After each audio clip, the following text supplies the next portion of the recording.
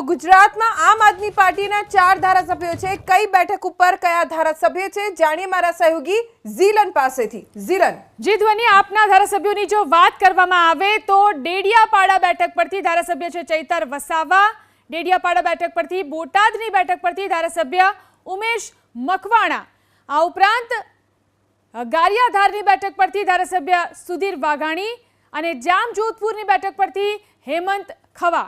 તો આ બેઠકો ઉપર જે આપના ધારાસભ્યો ચૂંટાયેલા છે, ડેડિયાપાડા બેઠક પરથી ધારાસભ્ય છે ચૈતર વસાવા, બોટાદની બેઠક પરથી ઉમેશ મકવાણા આપના ધારાસભ્ય ચૂંટાયેલા છે, ગારિયાધાર બેઠક પરથી સુધીર વાઘાણી ચૂંટાયેલા છે અને જામજોધપુરની બેઠક પરથી હેમંત ખવા ચૂંટાયેલા છે। જી ધ્વની, આભાર ઝીલન આ જાણકારી આપવા માટે। તો લોકસભાની ચૂંટણી પહેલા આમ આદમી પાર્ટીને હજુ વધુ એક ઝટકો લાગી શકે છે। આવતીકાલે આમ આદમી પાર્ટીના વધુ એક એમએલએ રાજીનામું આપશે।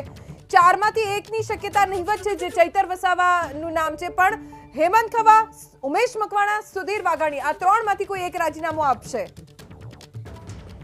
ભૂપત ભાયણી બાદ આમ આદમી પાર્ટીના વધુ એક એમએલએના રાજીનામાની ચર્ચા થઈ રહી છે।